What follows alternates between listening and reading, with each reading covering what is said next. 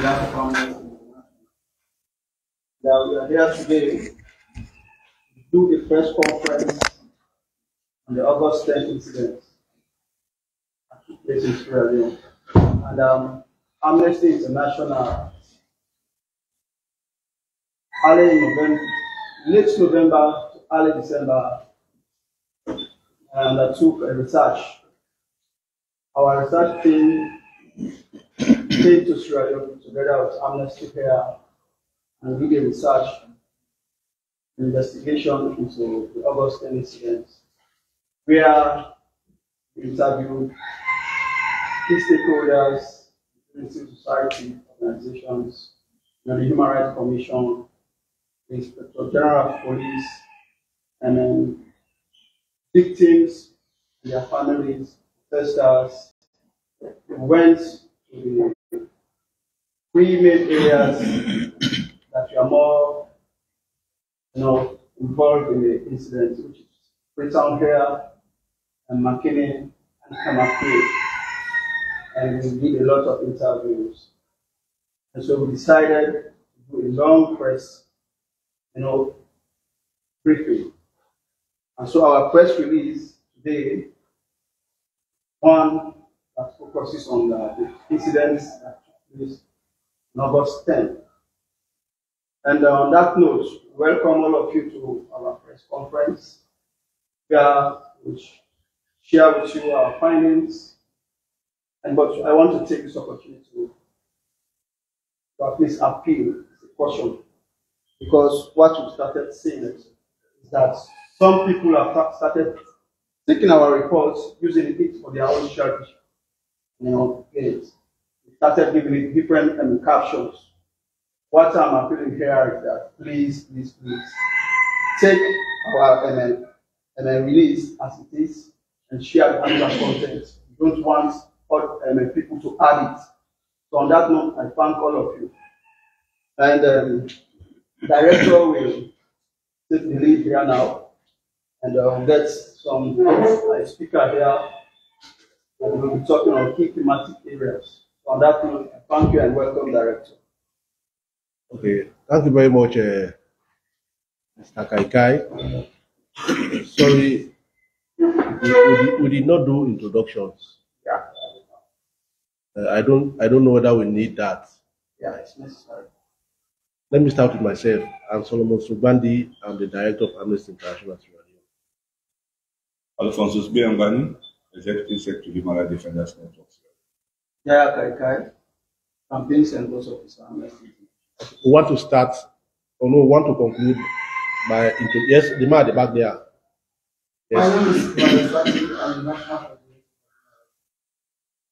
Yes, sir. Okay, he's a partner organization. Yes, the man sneaky out. What? We want to be security conscious. No. Yes. Your name, sir. Your name? Okay. Great. So this is from our own side. Then from the media now we start with. What class are you? Yes. Julian Kuma, SLBC. Great. What? Rise Radio. Yes. Ah. Amusila, Deputy Managing Editor of the Nature newspaper. Wonderful. Yes.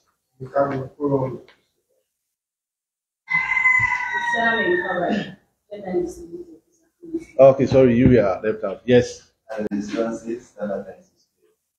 Yeah. Okay. Good. National Alliance. Okay.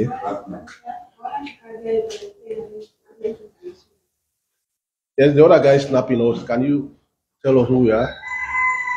That's not to stop you from doing, just introduce yourself. Yeah. Okay.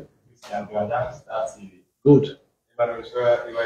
Okay, good. So we know who is now in the room. Fine. Oh. Okay, good.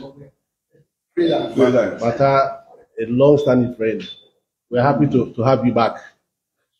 Okay, so on behalf of Amnesty, we really want to appreciate your presence. I know the role of the press in our democracy, because if you don't appreciate the press, then I wonder what sort of democracy you are practicing, because they amplify the issues. They're able to explain better to the public in terms of what the issues are. I will come later to the comment, the final comment made by Jaya, but let me just go straight to the press release. Of course, we all know what happened last year, August 10. Even if you are not, or you were not in Sierra Leone, but you must have read or seen pictures of really what happened. And to me, August 10 is a reminder of the 1991 armed conflict with this country went through. When you look at the nature, the brutality that characterized it, the nature of how the thing went, it's like we have not learned anything from history. And there is a saying that if you don't learn from history, you are bound to repeat history. So I think this is a wake-up call for all of us in terms of how do we really address critical human rights issues affecting the country. He has given you the background of the methodology. I will just go straight to the key issues of the report. The first aspect is that Amnesty International outrightly, in its entirety, will condemn the killings that took place that day, both for police officers and civilians. We outrightly condemn that. That should not be part of our nature. We outrightly condemn the killings. Again, the report also looked at the issue of the role of the police in this whole arrangement. We in the human rights world, when you read international human rights law, it creates three scenarios: respect, protect, and fulfill. And in those instances, it makes very, very clear that the state has the responsibility to ensure citizens enjoy their rights. This is why in the report, we look at the role of the police and say, no, why is the police were killed, which we have the strongest exception to. We believe as a state agent, they should carry some responsibility and obligation. That is why we are saying the police be professional in the way they carry out their mandate. By virtue of the fact that the police is a state apparatus, they are representing the state. And by the international human rights law principles, they should ensure that whatever happens, they still have that obligation to ensure that they respect, protect, and fulfill human rights. So we are condemning the police in terms of killing, the civilians. We are looking at the issue of proportionality in terms of the fact that the response, can they have managed it better? When you look at the issue of law enforcement principles, when do you normally use force? We know the scenario. Perhaps the police will explain better why they resorted to that. But what we are saying is the police still has that responsibility. Because people are saying we are holding the police responsible. What about the killing of the police? That's what we are saying. We are condemning it, and it's in the report. We condemn the killing of the police. Notwithstanding your profession or your career, you are a citizen, and so your life, we should ensure that nobody takes that life away. So we are condemning the killing of the police. But again, the police has to carry that responsibility to ensure that they are very, very professional. So that is why we are saying that the police have to be very professional in the way they carry out their mandates. That's the second issue we raise. The third issue is the issue of right to peaceful protests. We have shouted to the rooftops. We have made a lot of engagement. But again, in human rights activism, it's a process, it's not an event. We'll continue to see how do we continue to engage the law officers, either the Attorney General's office and some other legal practitioners to ensure that this issue of right to peaceful protest is really ensured and guaranteed. The state is the responsibility of the state to ensure that people have right to peaceful protest. Protest or right to peace is a way for citizens hearing out what they think is affecting them. And so the state, through the police, should provide the space. But when you look at the 1965 Public Order Act, Part 3, and when you look at public possession, I think Section 13, which says you should notify the Inspector General of Police. Notification does not mean approval. But over the years, we have seen how the Inspector General of Police has interpreted notification as per the Act to mean approval. So anytime you write to the police now requesting for permission, depending on the nature of the process, they will say no.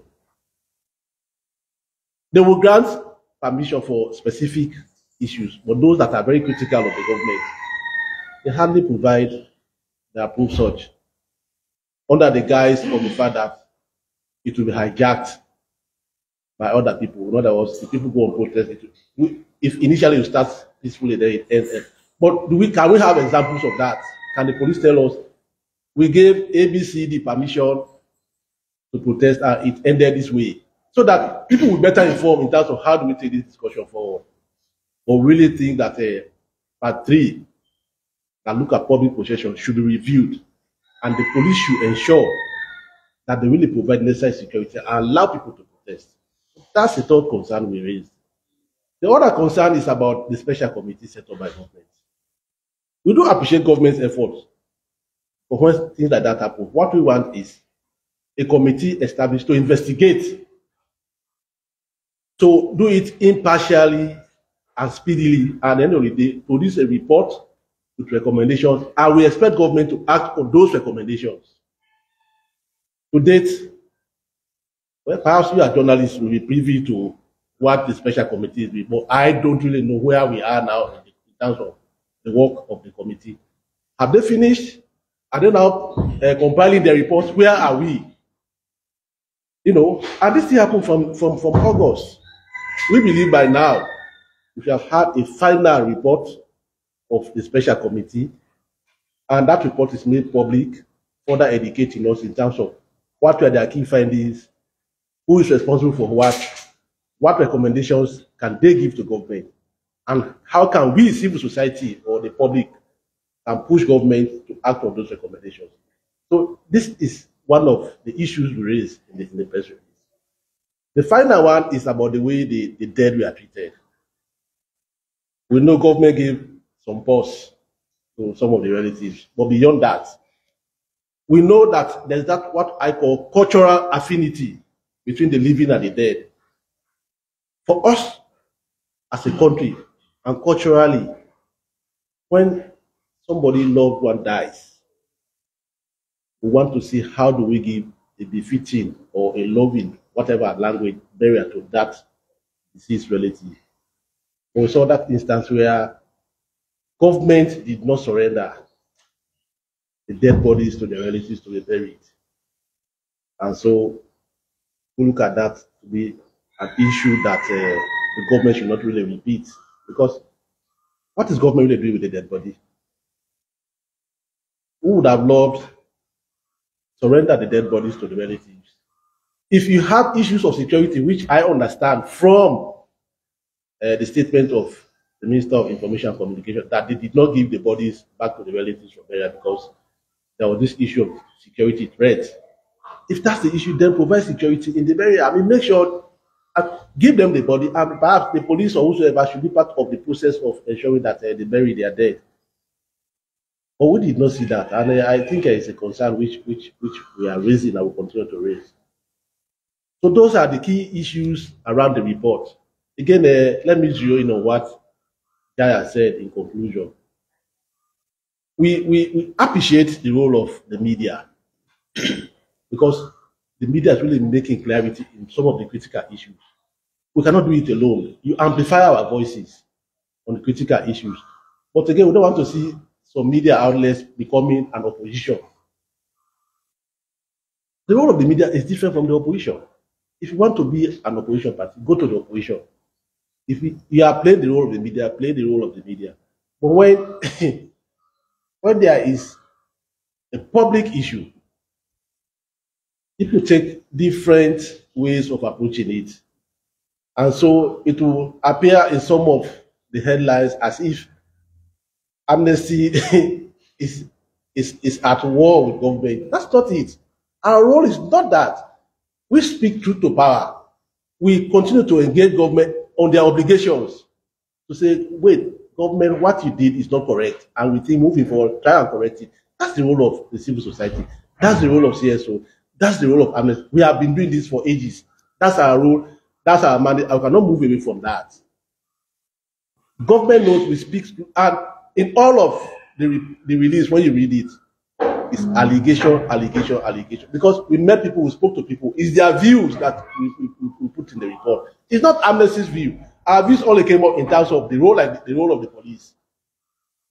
By constantly reminding them that as a state outfit, you have that obligation to ensure that you respect, protect, and fulfill human rights.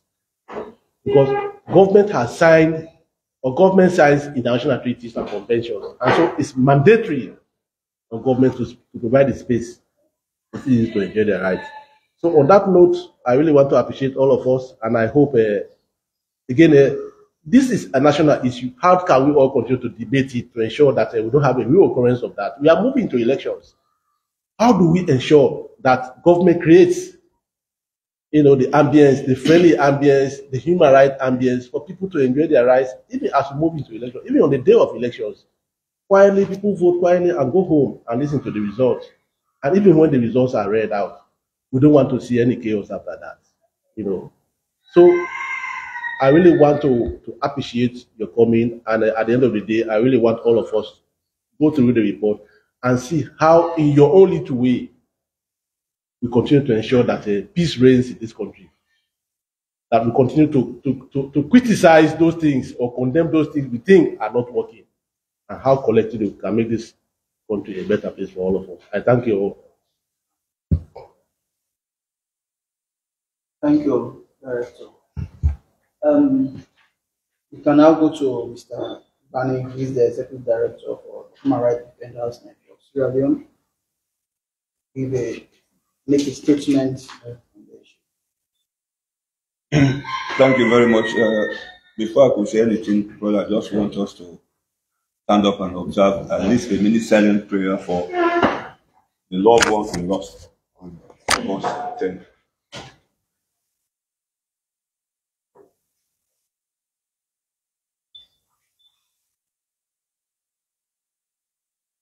Amen. Amen.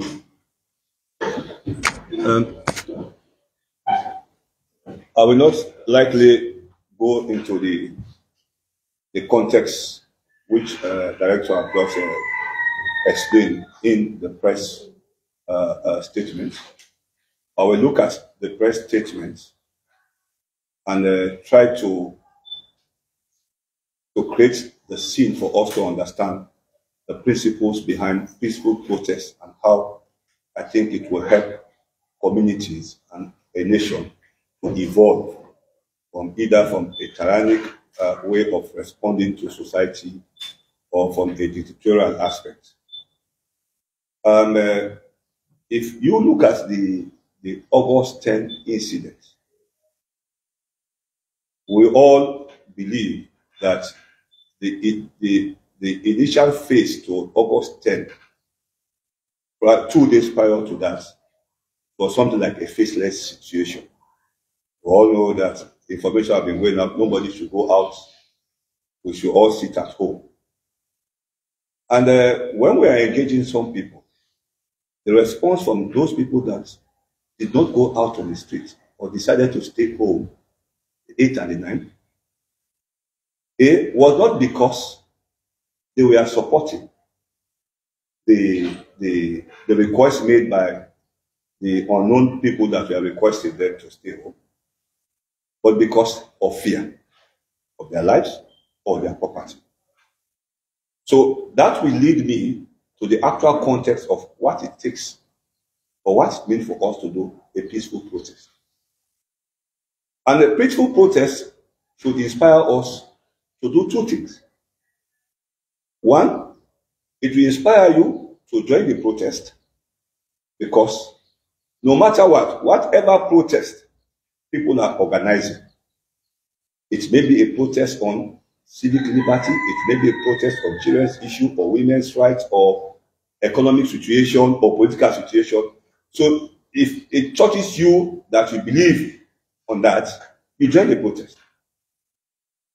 So whatever way, all protests will touch the lives of citizens in one way or the other.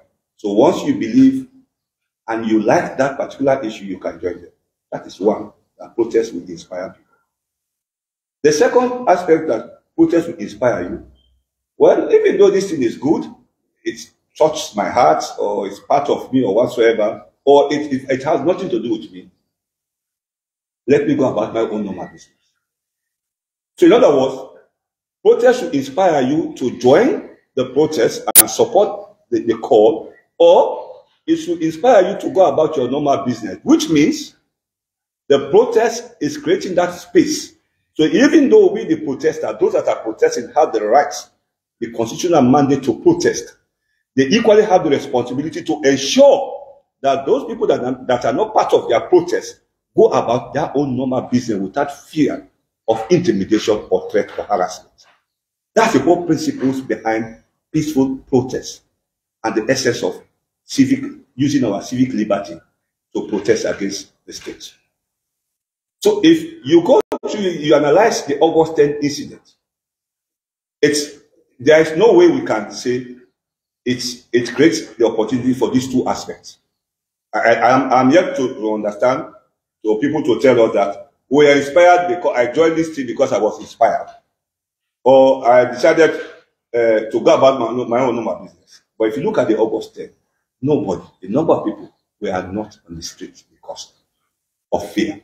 And when a protest degenerates to that level, technically it is more or less not a peaceful protest, but a righteous conduct. Because it instills fear, it instills threats, and it creates semblance of intimidation. So it makes people not to go out. And that's not the principles and spirit behind peaceful protest. And we, as citizens in Sierra Leone, we have the right to protest, and that is what Director Abdul said. We have the right to freedom of association and to peaceful protest and peaceful assembly and whatsoever. But while we are exercising that right, we equally have a responsibility to ensure that other people's rights are not trampled upon. And so that's the basis I'm laying, so that while we are going out there, not only from what I've been reading, even for the front pages of the newspapers, I've realized that we, some of us as journalists, I know because we are all human beings, and everybody has the right to associate. So you have the right to associate to a political party. But associating to a political party should not allow you to undermine your professional competence or your professional ethics. You can associate with your party, but the ethics of your own profession should be maintained. So in reporting this press statement, I want to encourage all of us to present the information based from our own professional ethics, looking at it from the background of as to what protest means and what happened on that day of August 10. And the other area I will attempt to address is the issue of the August 10 itself from the government angle. Was it a miscalculation, or was it underestimated by the government? And Mr. Sobami talks about police conduct. And one of the primary responsibilities of the Sierra Leone police force is the maintenance of law and order. And how do they maintain law and order? By enforcing the law. And there are times the way police conducts themselves in the commissioning of an operation, and he used the word professional. And I think most of the time our own Sierra Leone police has this common word that they use, plan, P-L-A-N, which means their actions should be proportionate, it should be legal, it should be accountable and necessary. So we need to ask ourselves, on the August 10th, was the conduct of the, I'm not now, in this context, I'm not using the Sierra police. Because the August 10th incident, we are using state security, which means we have the military and the police. So on August 10th, the government action to respond to the protest, was it done under the ambit of the word plan? Was it proportionate? Was it legal? Have there been any accountability mechanism? And was it necessary? The answer is not coming from me. You have to decide when you are reporting. You have to analyze and balance what happened on that particular day. And as a government, they also have a responsibility to exercise some amount of restraint. I do recall one of my staff who lives at Poti. I call her because they told me that Poti was it was so serious. There was high tension in Poti. And because she lived there, I had to call her. And she told me that she went to the junction. There were about youths, about 50 or more youths. They gathered in one particular area, and she saw some police officers. According to her, the youth were quiet, but they were in large number of about more than 50. So the police, when they arrived there, they instructed these youths to leave that place. They did not go. What they did was to discharge tear gas. And so the moment they discharged the tear gas, the youth that were seated peacefully and quietly, the tear gas aggravated them and it triggered them to go on the rampage. So at what time we as police officers in this country need to sit along with people that have the intention to protest but have not gone anywhere to protest? You just sit there around, watch them, look at the situation until the time they leave the place. But to discharge tear gas, it means you are provoking them to action. And so I think the police has a responsibility.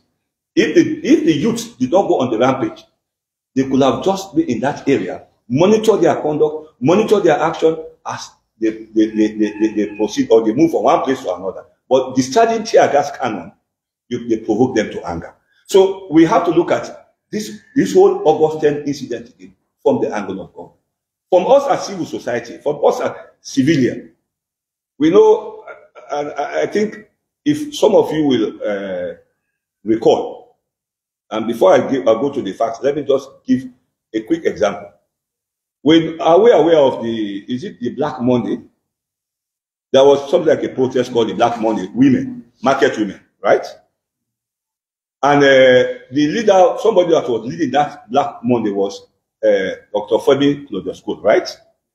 But the Black Monday protest was for market women. So how do you link market women's situation with Dr. Femi Claudius, who is a politician? So in other words, we are allowing, we civil society, because Market Women Association is a civil society institution. So we are now allowing politicians to hijack the space of civil society and project it. So once Femi Claudius' name has appeared as the head coordinating that, automatically the law of nature, the government will see it as political. So they will not allow that process to go on. So you tend to see the dynamics that plays in our own space on this issue of civic liberty.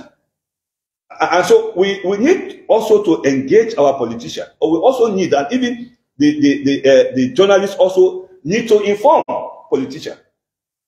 Femi Claudius, they have what they call COP. That institution COP, they have all the legal rights to go out and demonstrate as COP, not using the name of market women that they want to demonstrate, they want to organize a Black Monday. No. They have all reasonable reason for them to go out there as COP, as SLPP, as APC, as PMDC, as NGC, because they are a political institution. but not using the civil society space, disguising politics in the name of civil society. It also undermines, and that is one of the reasons why, as we are now talking about, the government should allow people to protest. That is why government in, government out always believes that the moment they talk about protest, they link it to the opposition. Because we have almost created the opportunity for the opposition to hijack the civic space.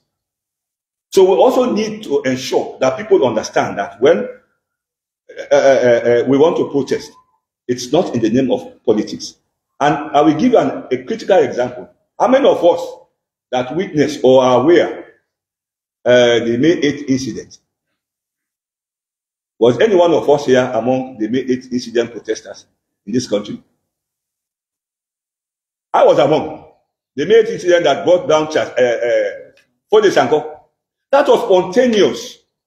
I was moved to say, no, enough is enough. We saw what happened. I was lucky. I survived. A friend, somebody very close to me, was shot dead. I survived it. I don't know why, but probably God protected me. You know, I'm bringing it. But that's the essence. You see, so when they are raising issue of national interest, it carries the voice of the masses. And when people are now shouting, oh, democracy, democracy, it was the May 8th incident that really transformed this country and brought democracy in this country. So most of these people, they are not part of it.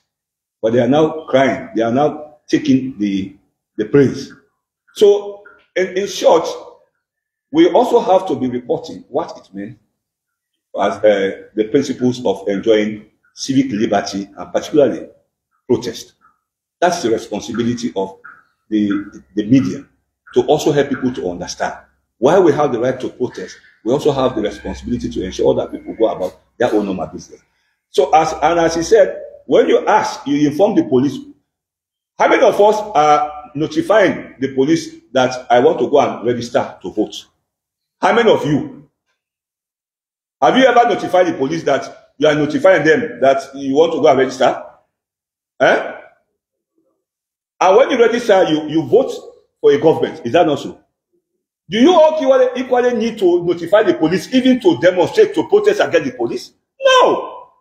For the mere fact that I did not notify the police that I'm going to register to vote, it's the same inspiration I have to protest against the government that I voted in.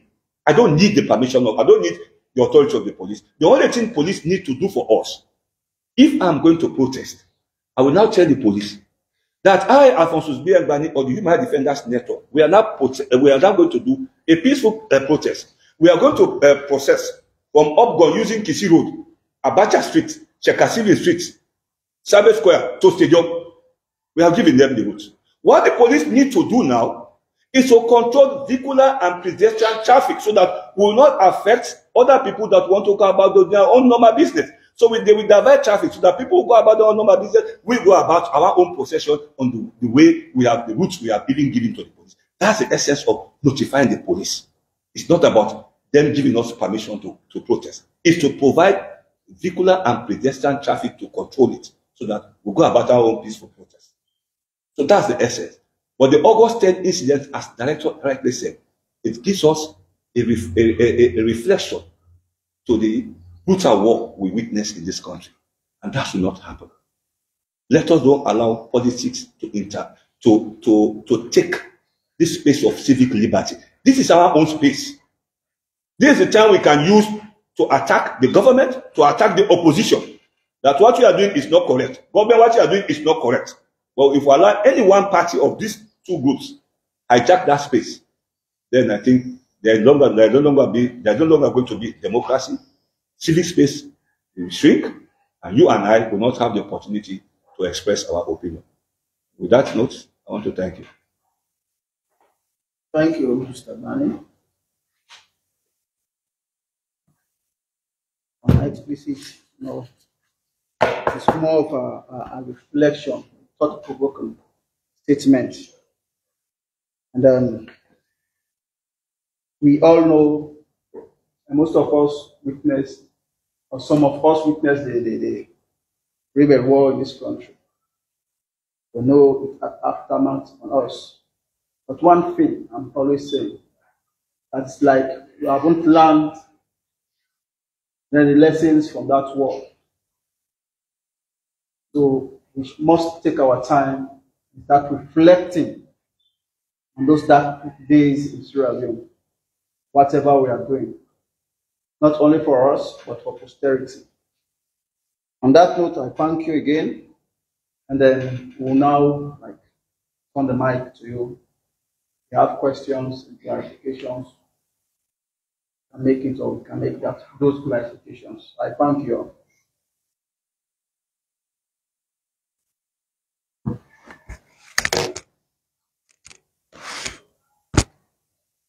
So we need what, yes, sir? No, give your name and.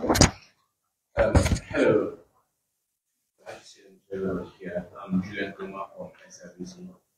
Now, the question I want to ask is, in the whole composition of this report, did you happen to get part of the Syrian police for them to actually explain categorically that this law says this, we have the right to ask people to request for possession, and we have to give them permission? That's the first part. And my good friend also said over here that we are supposed to actually have the right to process, because it's our godly right, and also we're supposed to do it. But it's enshrined in the law that when you want to do anything, you have to contact the police first of all, and they in turn have to present to you that you have to go so and so. So, did they receive any notification that we are supposed to use this direction for the protests we are going through PZ? Maybe a Bacha road and so on and so forth. If they had received it, any notice from any group whatsoever, then they would have provided the security for them. So I just want to know if you indeed asked this police this question. Okay, perhaps before we get other questions, let me straight boldly say yes. I was part of the team that visited the police. We had a long session with the Inspector General of Police and senior management of the police. And indeed, those issues came up. We asked a lot of questions, and they said they are still referring to the 1965 public order that gives them the permission, according to them, still quoting that portion. Again, when there is an issue we raise by some relatives in terms of those who are detained, in terms of having a lawyer. We raise the issue that, and even some of the lawyers hired by some of the detained persons raised the issue of lack of confidentiality when they were taking briefs from the detained person. In other words, when you hire a lawyer, you have to sit with that lawyer to make your case. Now, according to the IG, it was not only about the lawyer and the detained person. A police officer was part of the people present during the taking of briefs. And we said, no, that one, it defeats fair trial principles. It defeats the issue of confidentiality, because the detained person should be at liberty to tell the lawyer the issues. But if you are there at the end of the day, you are going to prosecute that detained person. I mean, I don't see where the fair trial principle. But again, he said yes, they were correct, and that was what they did. So we contacted the police, the long version, we contacted the police, we had their own side of the explanation, especially the Inspector General of Police and the senior management team. We were there, we had a whole session with them. Yeah, on the area of probably the people communicated, in my own presentation, I made it very clear that the essence of notifying the police is not, you are not only telling them that we want to protest, but you are also showing them the route you are going to use. That's the essence. And the role of the police now is to provide security and ensure that they control vehicular and pedestrian traffic, so that if you are going to use that route, people will not be passing there, they will use other ways so that they go about that one of our business.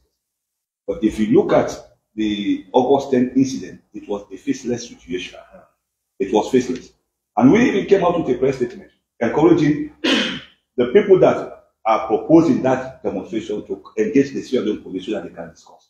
We also inform the police in that press release that they should create the opportunity to protect whosoever that is coming as organizers, that will show themselves as organizers of that protest, to give them the maximum protection because that is their own right.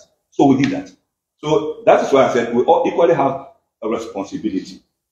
For the mere fact, once you are organizing, you are doing an organized protest, we have to follow the due process. Notify the police. That doesn't mean you're asking them for permission, but they need to call you, you discuss the routes so that they can say, if you don't want to use check activity, not say check activity, and they believe that particular day could have change or whatsoever, they will say, okay, don't use check activity, but use like for both street. That's part of the discussion. So if we are not going to protest, we don't use again check activity. We will not use that for both street. That's the essence of notifying them because they are there to maintain law and order. That's the essence. Nothing else should go beyond that. But if we do not notify, it also creates a problem. So we equally have a responsibility to ensure that we follow the due process. That does not necessarily mean that police should stop us from exercising our civic liberty. Very much. Mm-hmm. Yes, Mr. Barry. Yes. Good morning, thank you very much for that. Because I've read the report and it's a clear impression of what happened. Quite clear, balance, and spoke to all those. But I have two questions. In your report, and I'm paraphrasing, you said that in fact you admonished the police that it should be proportionate in the use of force, and also in some situations it should explore all peaceful avenues. That was your exact words, but I'm paraphrasing. But Mr. Subandi, if you're having, and there's a thin line, as you said, between the protest and the riots, you're having some civilians wielding guns, some are having cutlasses, and some are pelting police officers. Are you alive to the idea and you put yourself in the position of those ill-equipped police officers, ill-motivated, poorly paid police officers, who are having family members being faced in that situation? And in some instances, that was exactly what happened in the past. Some civilians were having guns. Isn't that fair for them to also use that proportionate force to quell that situation? Will you put yourself in that position? Do you understand the plight of the police officers in that particular scenario? Second, if you look at this protest, it was also inspired by many factors, including some people that are resident in diaspora who are immotivated, who are using social media to influence the gullible people, coupled with the economic situation and the tightening of the space for citizens to demonstrate and protest. As a human rights defender, highly respected, all of you, how would you balance the freedom of expression and also, in the same vein, maintaining the sanctity of our state? Thank you. That's a brilliant one, Barry. I mean, to me, you have really laid the basis of why the press release. Again, for the police, quite honestly, we outrightly condemned the killing of the police. That one, unreservedly, and in a very strong time, we condemned it. I gave you the issue of the international human rights law and why the state always has that obligation to ensure that they protect the rights of citizens, even in whatever, even in war. I quite agree with you, and now you have laid the basis of perhaps the challenges the police are going through. We share those concerns, and to us, these are critical concerns in terms of being poorly equipped, being poorly motivated. We have been raising some of these conditions for these issues time without number, with the government, with the police leadership. To me, I share those concerns. That's fine. But what we are saying, even when the police are in such a condition, they should continue to maintain professionalism. That's the human rights law. The police is a state outfit. According to the human rights law, the state has the obligation to respect, protect, and fulfill human rights. You know, the human rights is such that the people are in the center of human rights, the state and the people. So that whatever the state does, it's your obligation. Not like you have a father in the house. It is your responsibility to ensure the upkeep of that family. Even where you have a deviant child, you cannot say because that child is a deviant child, you cannot provide food for that family. Because you have that cardinal responsibility to provide for that family, to ensure the security of that family, to ensure the very survival of that family. So also with the state.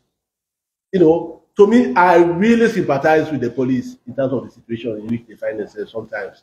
It's a dicey situation. But again, just like the rebel war, the issue of command responsibility and those who bear the greatest responsibility.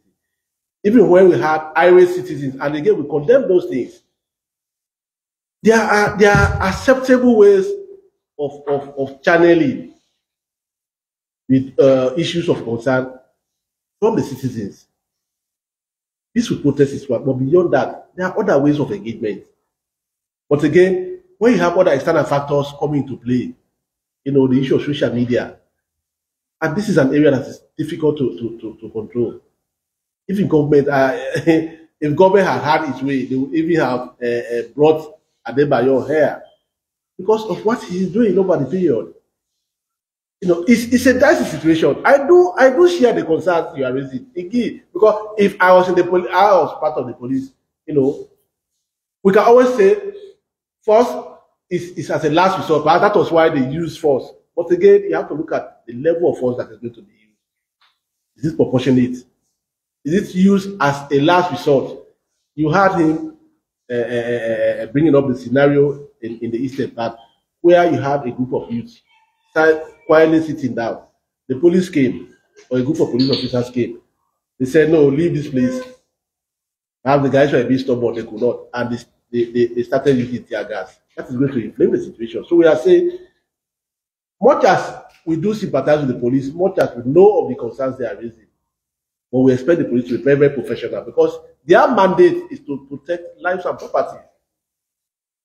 So to us, it's a dire situation. There should be a balance. The killing of 6 police officers, to me, that's a huge number. Even if it's 1 police officer that was killed. But again, look at the number of civilians who were killed. In fact, even the more than 20 or 27 that is in the public domain, I want to believe more people died than even what is in the public. It's a conservative figure. Now, moving forward, if we should continue to have such situation, how will the police handle this?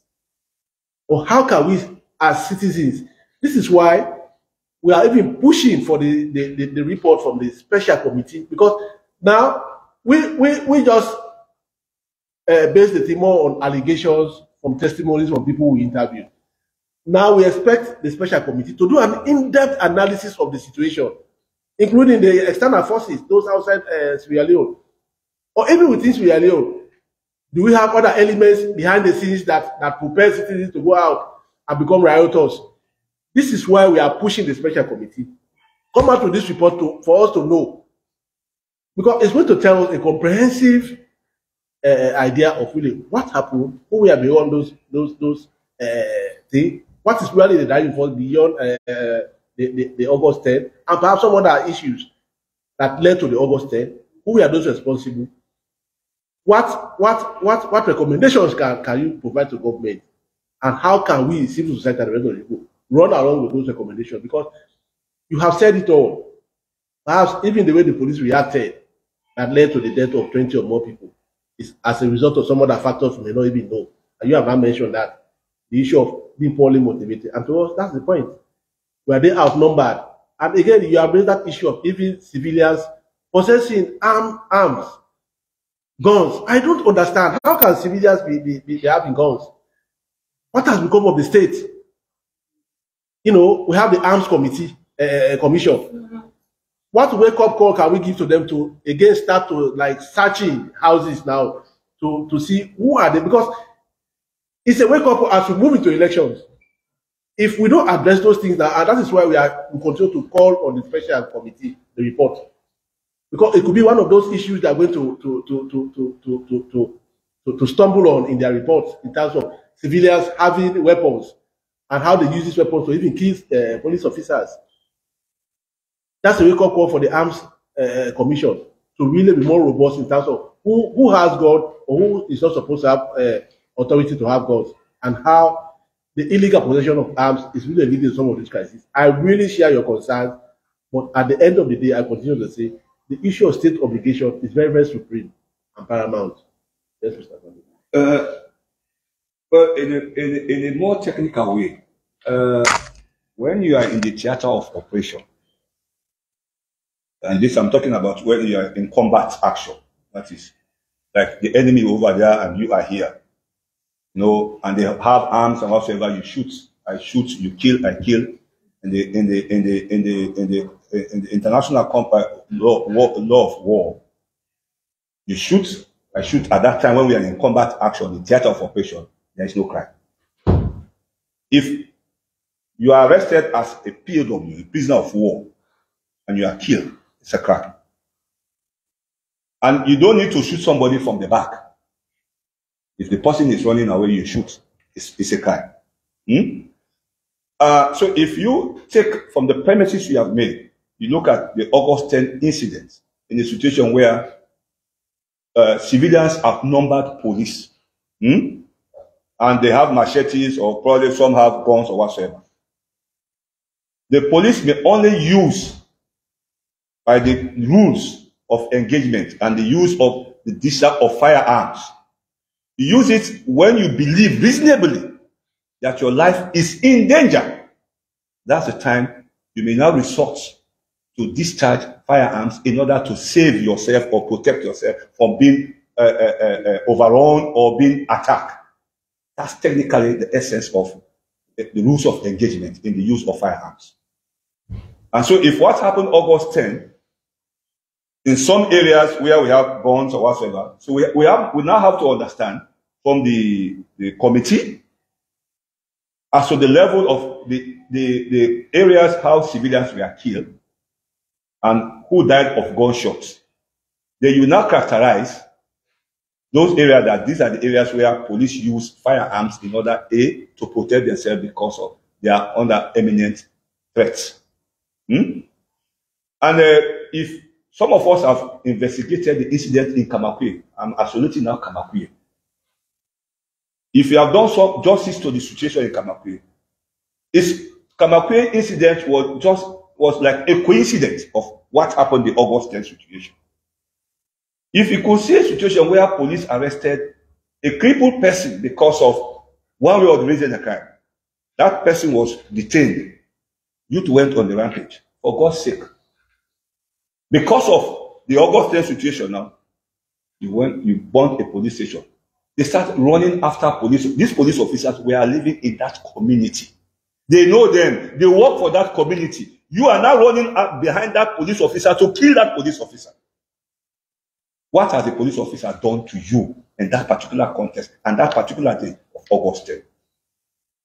So we also need to looking at the situation and the context of the situation. So if at that time police officers who did not do anything, who don't know anything, because they are performing their own constitutional duty and they are targeted, the law of nature, you just have to protect yourself. We sympathize with the police. I myself, on that particular day, I have to intervene. I saved the life of a police officer, even though my action on that particular day was also misconstrued by one of your colleagues, Editor George Temple, that I gave my vehicle to the police officer. They were just shooting and killing people indiscriminately along Kisi Road. If I had not made my name and doing my job perfectly in this country, Editor George Temple would have just destroyed my own professional character in this country because of politics. And I'm involved in politics. And so you see the dynamics, the dicey situation of police officers. Imagine the police, they were going to do, how they call it, to do a backup. And that man almost suffocated, he almost died. So they had to drop him, and they went off. No vehicle. I was the only person standing there with a vehicle. So should I have left that gentleman to die? Because, oh, no, human rights, no, help police officers or what they are. No, I have a conscience and I have a duty to protect. If it was also a civilian at that time, I would have equally taken that civilian to the hospital. That's the essence of doing human rights work. You also put yourself in harm's way. You expose yourself to either misleading information or scrutiny. On the last area that you talk about, how do we balance the situation? You see, that is why I keep saying, the government need to understand us. We need to understand government. Government should not, we should try to remove that perception from the government that the moment you talk about protest, automatically what comes to the mind of government? I'm not in government, but from the engagement we have been getting from government in, government out, the moment you talk about protest, what comes to their mind is opposition. They don't see you as a civil society or citizens having legitimate right to exercise their civic liberty. The moment they heard of it, oh, this is the opposition trying to undermine, trying to undercut, trying to create problem, trying to destabilize the society. So government need to understand, to see peaceful protest as a legitimate right of the citizen and to create the space. That's the only way we can counterbalance the issue of civic liberty as against state responsibility. If they do not understand that position, there is no way, government in, government out, they will never allow. The only time they will allow you to protest, if now, as we are seated here, we all leave this place, we go to the street, we are now going to protest in favor of BO. You don't need police clearance, you don't need to notify police, you don't have the banner. BO, nobody will disturb you. Nobody. Because it is in the favor of the government. So government should not see the legitimate civic liberty of citizens as a political game. Once that is set aside, then it will be balanced. Any more questions, comments?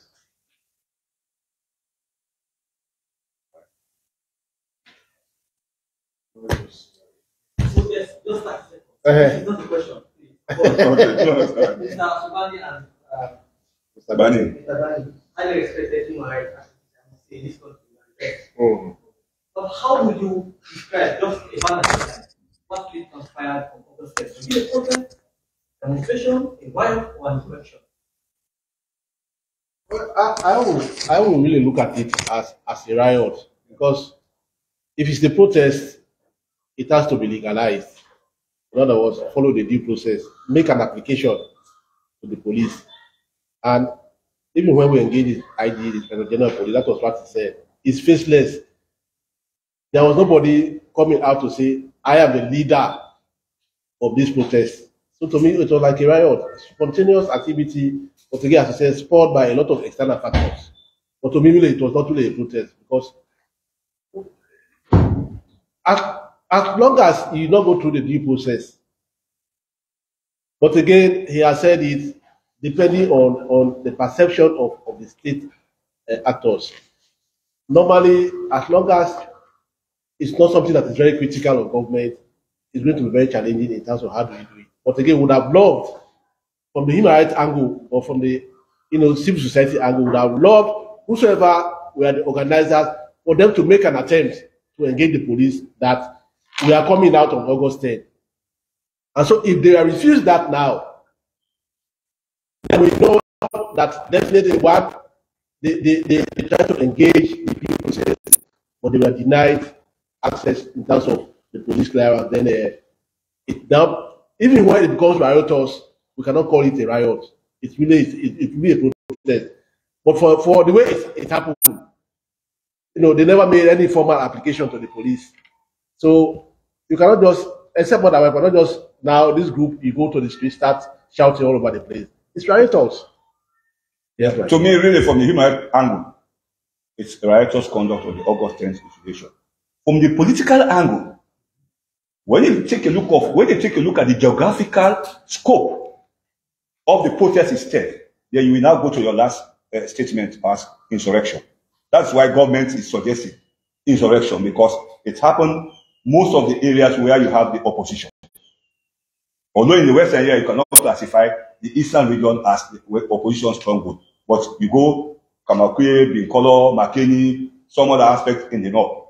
Then from that political angle, that's why government is coming saying insurrection. For me, from the human perspective, it's a righteous conduct. So we are in terrorists as the president. Well, we don't know because it need to clarify what it means as terrorists, because we don't have a law that talks about domestic terrorists. And until we have that law, they can start to classify. Because if you don't have it, their definition is not specified. Any attempt you do to attach it to other people, then you are creating. Terrorism and all of that. So Yeah. do we classify those people As terrorists? No, we cannot. It is, you have international terrorists, you have domestic terrorists. In America, they have domestic terrorists because they have a law and they have a definition of domestic terrorism. We don't have it in Sierra Leone. So I could not use it against any citizen. So the president was not right. No, I would not say, I would not want to interpret the president. Thank you, ladies and gentlemen. And we appreciate your comments. And we think we use our reports professionally. Please. Thank you all. And Khalifa. No, distribute the report. Yes, I'm